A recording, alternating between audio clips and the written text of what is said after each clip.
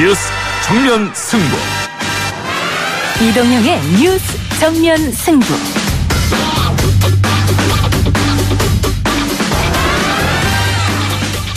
청취자 여러분 안녕하십니까, 이동영입니다. 이동영의 뉴스 정면 승부, 먼저 오늘 준비한 내용부터 알려드립니다.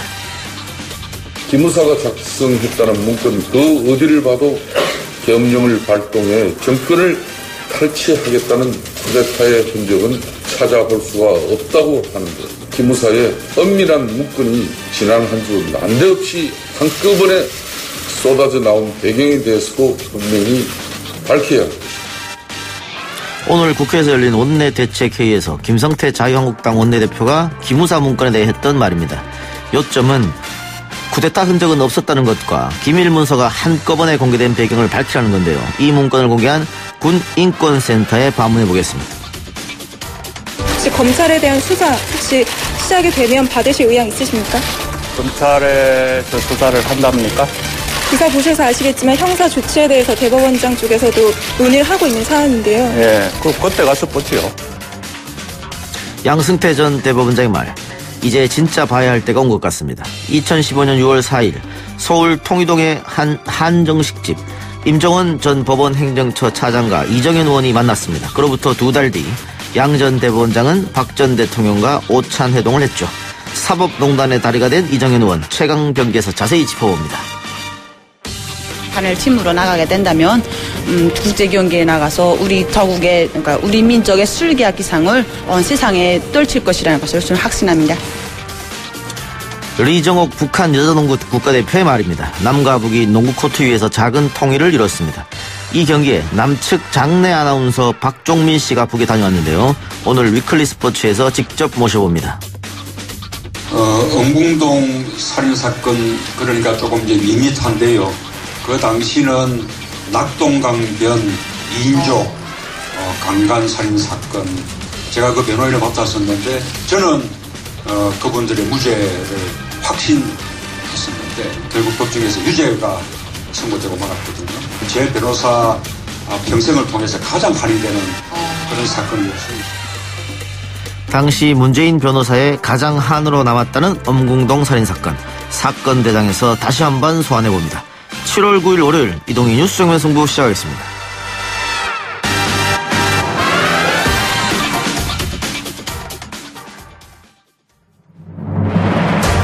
이 작가는 독하다. 이 작가는 거칠다. 이 작가는 솔직하다. 이 작가는 눈치가 없다. 그는 할 말은 한다. 할 말은 한다. 정치 오타쿠 이 작가의 독설. 뉴스 정면 승부.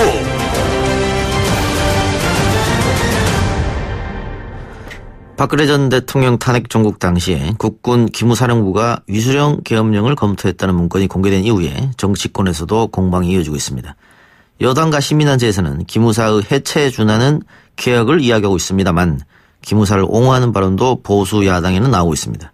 기무사 개혁, 뭘 어떻게 해야 할지, 또 가능은 할지 위수령 계엄령 선포 관련 문건을 공개한 군인권센터 임태훈 소장 만나봅니다. 소장님 나와 계십니까? 네, 안녕하십니까? 오늘 김성태 자유한국당 원내대표 이야기 들으셨죠? 네네. 엄밀한 문건이 지난 한 주 난데없이 쏟아나온 배경에 의해서 밝혀야 한다, 이렇게 얘기했는데, 일단 전시계엄 및 합수 업무 수행 방해라는 제목의 문건, 어떤 경로로 입수한 거죠? 저희는 익명의 제보를 받았고요. 예. 저희는 제보를, 공식 제보자를 한 번도 밝힌 적이 없습니다. 그렇기 때문에 자유당이 저희를 고발하시면 될 것 같은데요. 예. 어쨌든 익명의 제보자로부터 제보를 받아서 공개를 했다. 네네.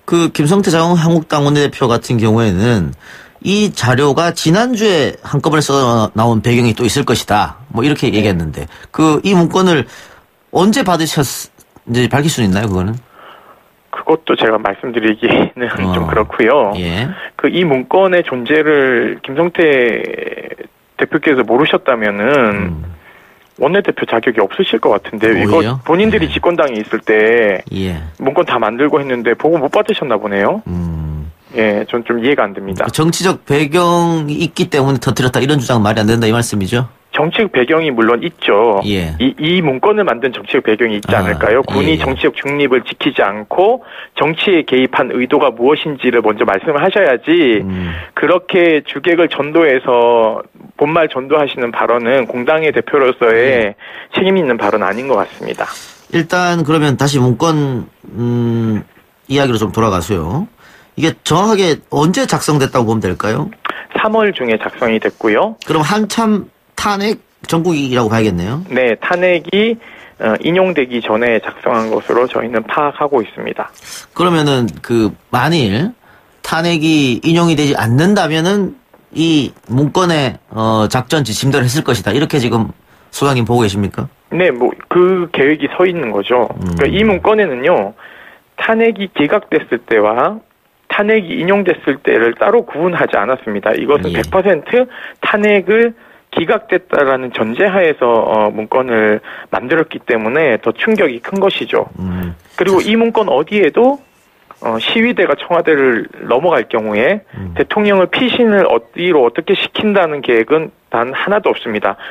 그 광화문에 모여 있는 이렇게 저항을 하는 그 시민들에게 어떻게 하면 병력을 동원해서 진압할지만이 쭉 나열되어 있는 것이죠. 그러니까 탄핵이 만일 기각이 되면 촛불 민중들의 시위가 격화될 수 있으니까 그때는 군을 투입하겠다. 이렇게 보나? 네, 그렇습니다. 그러면은 그 문건에 이 문건을 작성한 주체에 대해서는 혹은 지시한 사람에 대해서 나와 있지 않죠? 나와 있지는 않는데요. 이 문건을 만든 사람은 밝혀졌습니다. 현재 기무사 참모장인 소모 소장인데요. 이분이 문건을 작성을 했고요. 그리고 이 문건을 결국은 작성하도록 지시한 사람은 자연스럽게 기무사령관이겠죠. 근데 문제는요. 기무사가 전투를 하는 곳이 아닙니다. 예. 정보를 수집하는 기관이죠. 예. 그렇기 때문에 여기에 나와 있는 것은 거의 그 위수령을 발동을 어떤 방식으로 하는지 육군참모총장이 수방사령관에게 위수사령관으로 임명을 하고 청와대 경비지역을 조금 더 넓혀서 시위대를 진압한 다음에 그것이 소요사태로 발생했을 경우에 경비계엄으로 치환되고 그 다음에 그것이 더 소요사태가 격화되면 비상계엄으로 확대해서 기계와 사단을 어떻게 움직이는지, 공수여단을 어떻게 움직이는지 매우 구체적인 병력 동원에 대한 안이 나와 있습니다. 예. 이것은 기무사가 짤 수 없는 문건이고요. 이것은 제가 봤을 때는 전투병과에서 분명히 누군가가 작성했을 것이다. 기무사만 혼자 작성한 것은 아니다.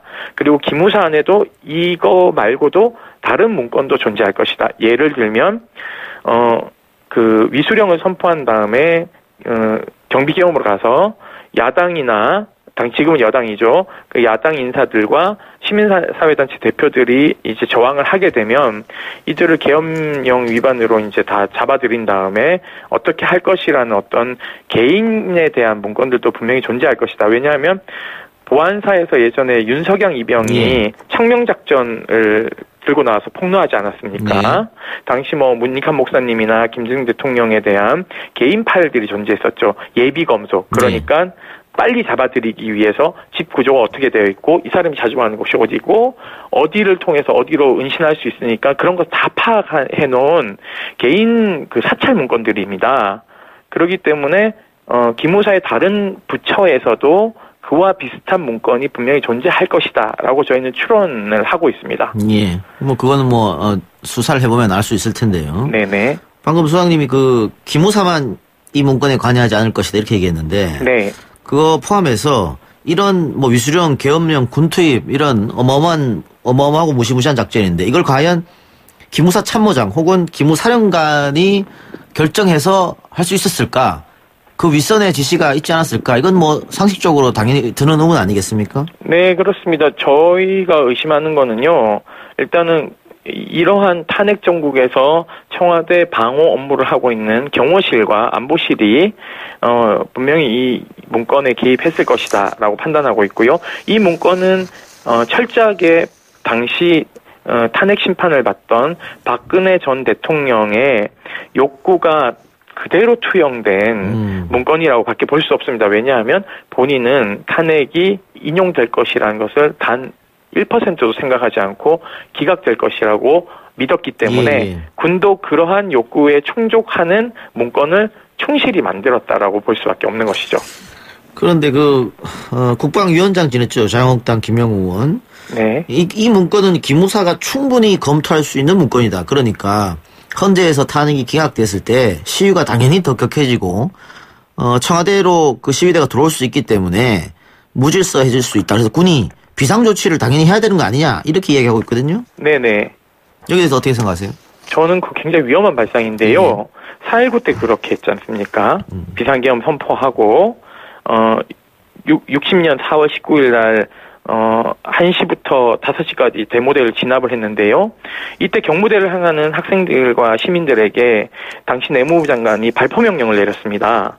그렇게 해서 수많은 사람들이 이 총탄에 희생됐고요. 4.19 혁명이 성공하고 나서 2공화국이 들어서고 나서 내무부 장관은 사형 선고를 받고 사형 집행이 됐습니다. 이건 무슨 의미냐면요. 시민들이 정당하게 행사하는 저항권에 대해서 군이 정치적 중립을 지켜야 됨에도 불구하고 그것을 어기고 진압을 목표로 계획을 짰다는 것은요. 과거 5.18 때도 유사했고요. 5.16 군사쿠데타 때도 유사했고요. 12.12 군사반란 때도 매우 유사했습니다. 이 문건에서 주목받지 못하는 지점이 뭐냐면요. 합수부에 대한 구성입니다.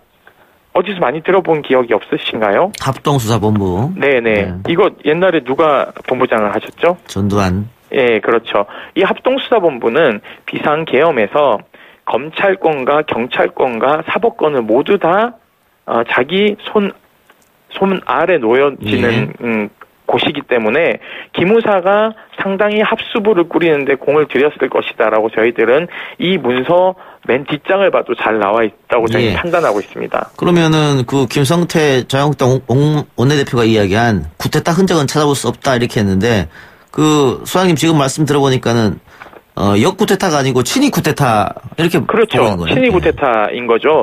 계엄사령관을 육군참모총장으로 하고 계엄부사령관을 육군참모차장 그리고 그 계엄사령관 바로 옆에 합동수사본부장을 기무사령관으로 해서 각 정보처나 작전처들을 두게 되어 있는데요. 문제는요.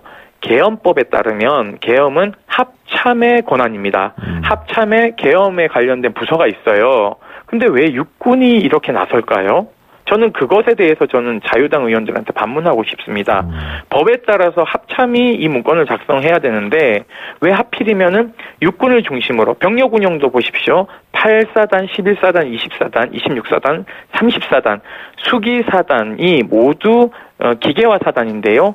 여기 사단장들이 모두 육사 출신입니다. 예, 그렇기 때문에 철저하게 육군 중심이고요. 여기 문건을 보시면 합참의장과 합참차장은 배제를 노골적으로 하고 있고요. 한미연합 부사령관도 북한에 침투가 있을 수도 있으니 이 세 분은 북한을 잘 경비하시면 된다라고 해놓고 아이러니하게도 전방에 있는 탱크 사단을 모두 다 몰고 내려와가지고는 전국을 장악하는 시나리오입니다. 이건 명백한 반란이죠. 네, 명백한 반란이라고 하셨는데 지금 군 인권센터가 관련자를 고발할 예정이라고요? 예, 내일 중으로 아마 저희가 고발할 것 같습니다. 고발 인원을 지금 좀 추리고 있거든요. 어느 사람을 어떤 식으로 고발할지. 왜냐하면 현직 군인도 있고 전역하신 분도 있기 때문에 법리 적용을 어떻게 해야 될지 그리고 내란 예비죄를 적용할지 그 외에 다른 법률도 적용이 가능한지를 지금 변호사분들이 검토하고 있고 고발장을 지금 초안 작성은 거의 완료됐고요. 지금 더 세세한 것들을 작성을 하고 있습니다. 그러면 기무사 관련자는 당연할 테고 당시 국방부 장관 이런 쪽으로도 올라가는 겁니까? 그거는 좀 저희가 봐야 될 것 같습니다. 좀 검토를 해보고. 오늘 좀 말씀드리기는 좀 그렇고요. 지금 현재 저희 운영위원님 변호사분들이 다 회람을 하고 정리하고 있습니다. 기무사 관련 논란은 계엄개혁뿐만이 아니고 TF팀을 만들어서 세월호 유족들을 사찰했다 이런 얘기도 있던데. 네, 맞습니다. 군 인권센터가 보기에는 기무사 개혁을 어떻게 해야 된다고 생각하세요? 저는 더 이상 고물난 것을 왜 자꾸 고쳐서 쓰려고 하는지는 잘 모르겠습니다. 이건 국정원하고 매우 달라서요. 군에는 정보기관들이 또 존재하고 있습니다. 정보본부와 정보사령부가 있기 때문에 예전에 김대중 대통령께서 그 개혁안을 만드셨던 안도 있습니다. 이건 뭐냐면 정보본부 안에 그 기무사를 방첩대로 이렇게 격화시켜서 만들어 놓는 게 있고요. 미국 시스템인데요. 우리 국정원에 정보 방첩 기능을 할 수 있는 방첩 본부를 하나 두는 형태로 해서 강력하게 좀 문민 통제를 받는 형식도 저는 가능하다. 그래서 저희가 8대 요구 안에서 그 해체 수순에 가까운 개혁을 해야 된다는 말씀을 드렸고요. 무엇보다도 동향을 감시할 수 있는 이 권한은 저는 폐지해야 된다. 알겠습니다. 예, 그렇습니다. 해체 수준의 개혁. 예, 거기까지 듣겠습니다. 네, 감사합니다. 예, 지금까지 군인권센터 임태훈 소장이었습니다. 전화 말씀 듣고 최강병기로 돌아옵니다.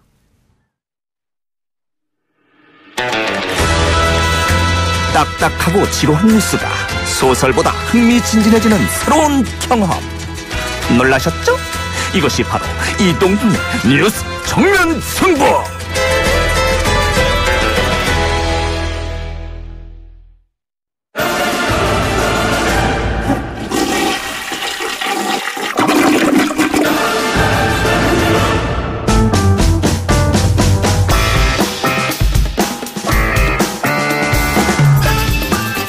최강병기, 오늘은 백성문 변호사, 아시아경제 장용진 기자 나오셨습니다. 어서 오십시오. 네, 안녕하세요. 안녕하십니까.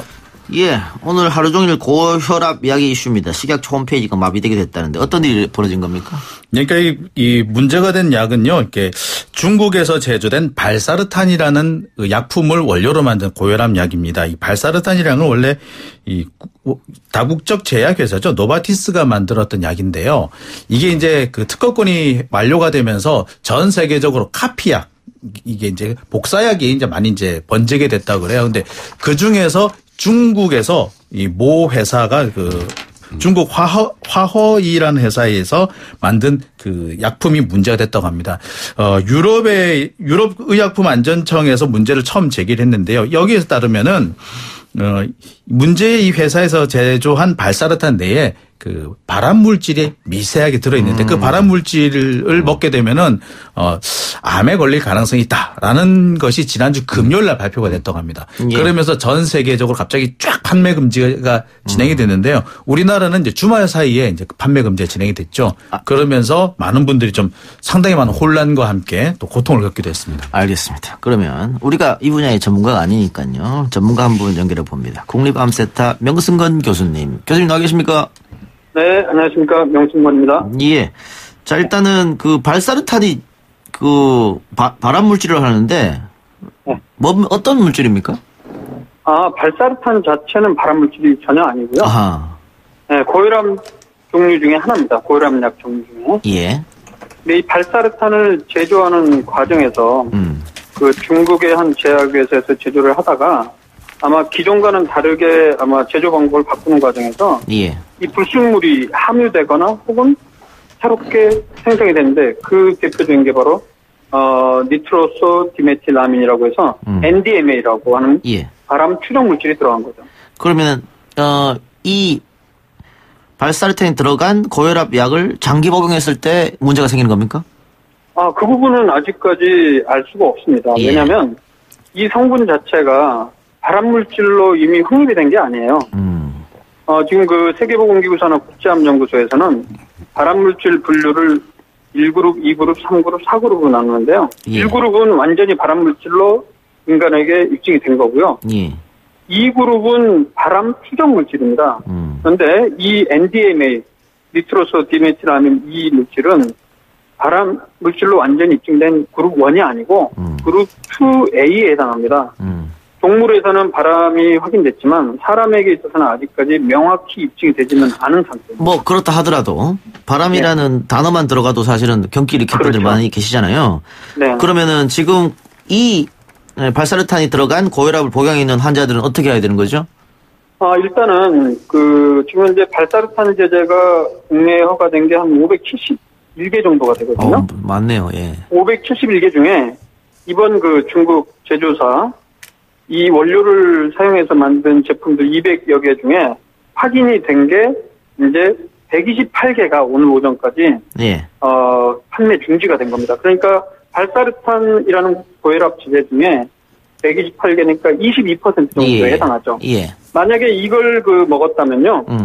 지금 이제 식약처 홈페이지 들어가면 다 나와 있거든요. 설명이. 예. 그럼 바로 중지를 하고 다른 발사르탄 제재로 대체를 하면 되겠습니다. 약을 바꾸면 되는 겁니까? 네, 그렇습니다. 그러면은 똑같으니까요. 예, 병원에서 의사나 혹은 식약처 가면은 충분히 알 수 있으니까는 일단은 네, 그렇습니다. 문의를 해봐야겠네요.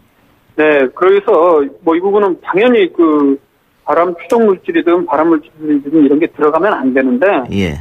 지금 현재 이게 들어갔다고 해서 너무 그렇게 공포에 떨거나 들어가실 필요는 없고요. 예. 사실은 이게 이번에 유럽 의학청에서도 이게 이 원료를 제조를 할 때 항상 검사를 해요. 예. 제품을 제조할 때마다 불순물이 있나 없나, 발암물질이 있나 없나. 이번에 처음 발견된 거죠. 그러니까 발사탄 제재를 그동안 많이 몇 년 동안 복용을 해왔던 분들은 지금까지는 검출이 안 됐기 때문에 그리 걱정할 필요가 없습니다. 알겠습니다. 이번에 처음으로 검출이 된 거예요. 예. 지금 관련해서 청와대 국민청원에도 올라갔다고 하는데. 네.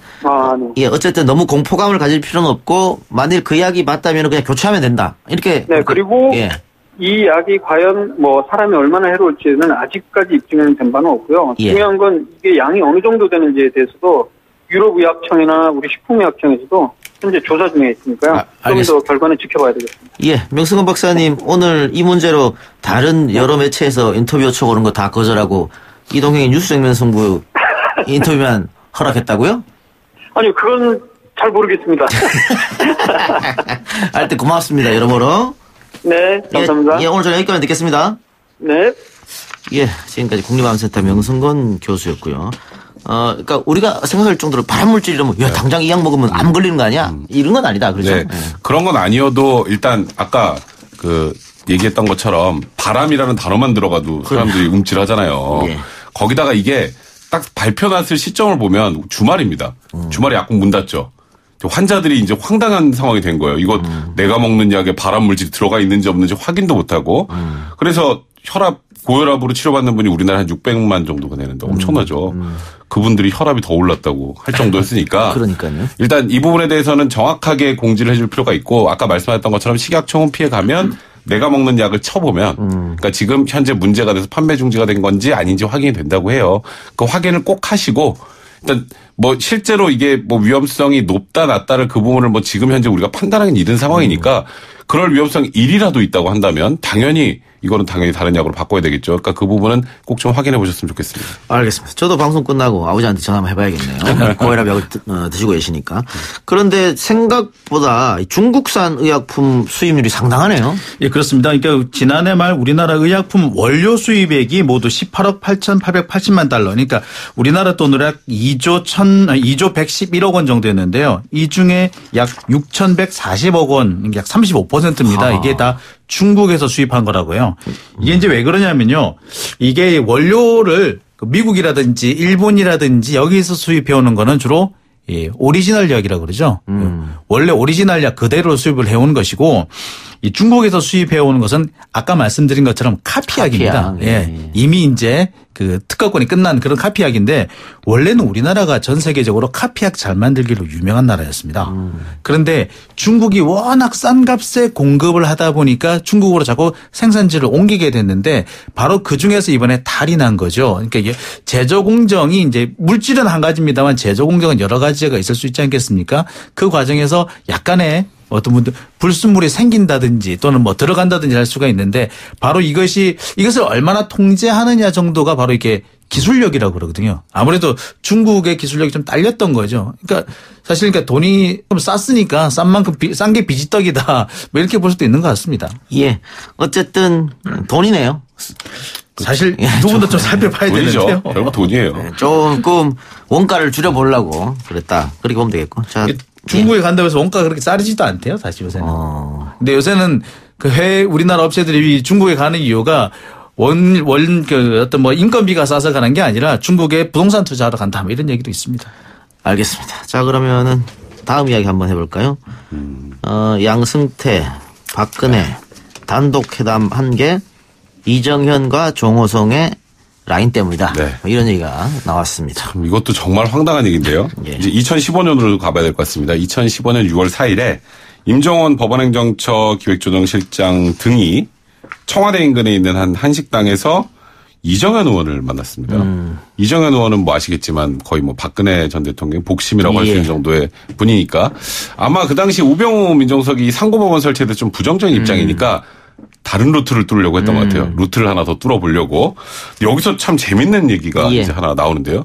사법부가 창조경제에 기여할 방안을 소개하면서 이제 법원에서 무슨 창조경제랑 굉장히 창조적인 발상인데 창조경제에 기여할 방안을 소개하면서 상고법원 입법에 관련된 얘기를 하니까 그 당시 이정현 의원이 굉장히 긍정적이었고 그래서 이제 이병기 당시 대통령 비서실장하고 정호성 부속비서관한테 연락을 해서 박 전 대통령과 단독 면담을 추진한 정황이 나왔고 그리고 실제로 그해 8월 3일에 이제 VIP에게 보내는 보고서라는 양식으로 이 사법부가 창조경제에 기여할 방안에 관한 문건들을 만들어서 양승태 대법원장이 박근혜 전 대통령하고 단독 면담을 했다. 뭐 이런 내용들이 좀 보도가 됐습니다. 예. 그런데 그 법제처 행정처 그 이정현 의원을 만났다는 법원행정처 본인 아니라고 했었거든요. 저번에 그럼 거짓말 한 게 되나요? 지금 뭐 사실상 거짓말로 드러나게 된 거죠. 그리고 뭐 창조경제를 지원한다 이런 얘기도 했습니다만 사법 한류를 추진하겠다는 말도 했다 그래요? 네. 법을 가지고 어떻게 한류를 추진하겠다는 거예요? 노래를 하시려고 하신 건지 모르겠는데 노래를 하시면 차라리 좋을 것 같은데 이게 뭐냐면요. 그 우리나라가 전자소송 제도가 상당히 좀 많이 발전해 있습니다. 그다음에 전자등기, 전자가족부 등 같은 이런 이 전자적으로 처리될 수 있는 게 많다 보니까 이 제도하고 소프트웨어를 수출하겠다 뭐 이런 얘기가 처음 있었어요. 그건 좋네요. 네, 그런 것인데 근데 그렇게만 하면 얼마나 좋겠습니까만은 이게 사실 이 사법부의 제도라는 것이 그 나라의 이 토착화되어 있는 것과 상당히 좀 이렇게 융화가 돼야 되는 거거든요. 그래서 쉽지가 않은데 글쎄 어쨌거나 아이디어는 좋았던데 실제로 성공 사례는 없었습니다. 아니 근데 뭐 아이디어는 좋았다고 해도 어쨌든 그걸 가지고 상고법원과 딜을 했다는 게 문제지 않습니까? 그러니까요. 그러니까 지금 이 나온 문건의 내용 사실 어찌 보면 사법 후진국들 같은 경우에는 우리나라가 사법 시스템이 괜찮으면 그걸 전파해 주는 거는 굉장히 좋은데 이제 요거를 창조경제라는 단어하고 이제 뭐 사법 한류 이거 박근혜 전 대통령이 제일 좋아하는 말이에요. 그러니까 그거를 두 개를 이렇게 교묘히 묶어서 이걸 가지고 이제 상고법원을 딜을 하려고 했다는 게 가장 큰 문제고 사실 상고법원은 그 제도 자체만 놓고 보면 긍정적으로 평가하는 경우도 있지만 상고법원에서 가장 의심의 눈초리를 보내는 건 이겁니다. 이제 어쨌건 이명박 박근혜 정권 시절에는 사법부가 좀 보수화가 됐었죠. 근데 상고법원이 생기면은 상고법원의 법관들의 인사권을 누가 갖나요? 그건 대법원장이 갖습니다. 결국 좀 보수적인 색채가 농후한 그런 재판관들로 상고법원까지 다 장악하려고 했던 게 아니냐. 이제 그런 것들 때문에 좀 불편한 시각으로 바라보는 분들이 많죠. 예. 그러니까는 상고법원 이 사법 한류로 딜을 하면서 그것만 했으면 또 문제가 없겠지만은 재판은 농단을 하면서 딜을 했으니까 더 지금 국민들의 비난을. 그 부분은 좀 확인을 해봐야죠. 그러니까 2015년 6월에 이제 만남이 있었던 것으로 확인이 되고 있는데 이 시점을 전후로 해가지고 이른바 박근혜 정권의 입맛에 맞는 판결이 쏟아져 나왔습니다. 그러니까 전교조의 법외 노조 사건이라든지 원세훈 전 국정원장에 대한 파기환송이라든지 이 통진당 그 지방의회 의원들에 대한 이 봉쇄 방안이라든지 이런 것들이 연달아서 발표됐기 때문에 이런 것들을 보면은 이게 단순히 어떤 사법 한류를 가지고 뭐 우리가 좀 잘 보여보겠다 이런 수준을 벗어나서 뭔가 정말 보이지 않고 좀 해서는 안 되는 이런 딜을 하려고 했던 게 아니냐 이런 의심할 수밖에 없는 것 같습니다. 아니 이거 뭐 법원 행정처 간부가 그 지금 대통령의 핵심 측근을 따로 만나가지고 이야기한 것 자체가 부적절한 거 아닙니까? 그 자체가 부적절하죠. 이거는 상권분리 원칙에 완벽하게 반할 뿐만 아니라 법원만큼은 완벽하게 중립을 지켜야 하잖아요. 법 가지고 판단을 하는 거지 정치 가지고 판단하는 게 아니기 때문에 그래서 그런 부분들 때문에 일단 비난을 많이 받는 거고 근데 이제 궁금해하시는 분들이 있어요. 근데 왜 이 문건이 지금 나와? 원래 공개했었잖아요 한번. 공개했는데 그 당시에 이런 기사 보신 적 없죠. 근데 이걸 보니까 그 당시에 대법원의 진상조사단에서 이제 문건들을 A, B, C 세 단계로 분류를 했다고 해요. 이제 중요도에 따라서. 근데 이게 중간 정도의 중요도 B 단계여서 이 정도면 공개할 필요 없어라고 했는데 자기들끼리 판단했네요. 네, 근데 이게 이 정도가 비면은 사실 이 내용에 대해서 기자들이 한번 질문한 적이 있어요. 예. 이 이상한 뭐 제목의 문건이 있는데 이거 어떻게 된 거예요? 이건 뭐예요? 하니까 이거는 그냥 이정현 의원을 만나서 뭐 다양한 얘기를 했다 이런 내용입니다라고 설명을 했었어요. 그러니까 우리는 다 속았던 거예요, 사실. 근데 우연찮게 이 부분에 대해서 확인을 했던 한 법관을 통해서 이제 외부로 이제 내용이 유출이 된 거죠. 그러면서 이 상황이 밝혀졌지. 안 그랬으면은 지금도 우리가 몰랐을 수도 있습니다. 예. 이렇게 되면은 검찰이 수사하는데 더 어깨가 무거워질 수도 있겠네요.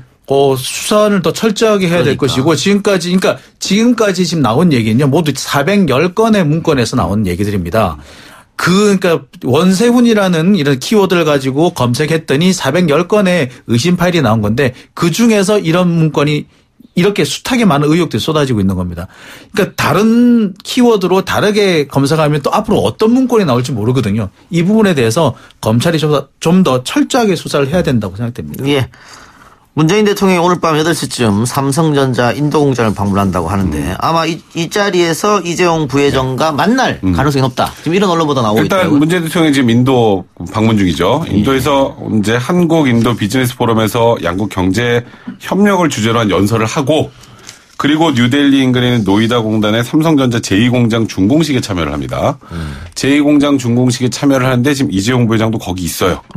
그러면 이제 만나겠죠. 근데 이제 어쨌건 이재용 부회장은 아직까지 재판을 받고 있는 신분 아니겠습니까? 그래서 이 만난다는 것 자체가 일단 좀 파격이라는 생각이 들고 그리고 이제 뭐 이재용 부회장 입장에서는 뭐 문재인 대통령을 만나고 싶어 할지 잘 모르겠는데 또 문재인 대통령 입장에서는 지금 현재 경제에 대해서는 좋은 평가를 그렇게 받지 못하고 있어요. 예. 그렇기 때문에 뭐 이재용 부회장을 만난다는 그 자체만으로도 그건 좀 어느 정도 의미가 분명히 있지 않을까 생각이 드네요. 그런데 또 반대하는 사람들은 그 백성호 변호사 말대로 아직 집행유예 상황이고. 그렇죠. 그동안 그 이후에 외부 행사에 모습을 드러내지 않았어요. 구본회장 장례식 간 거 빼고. 그렇죠.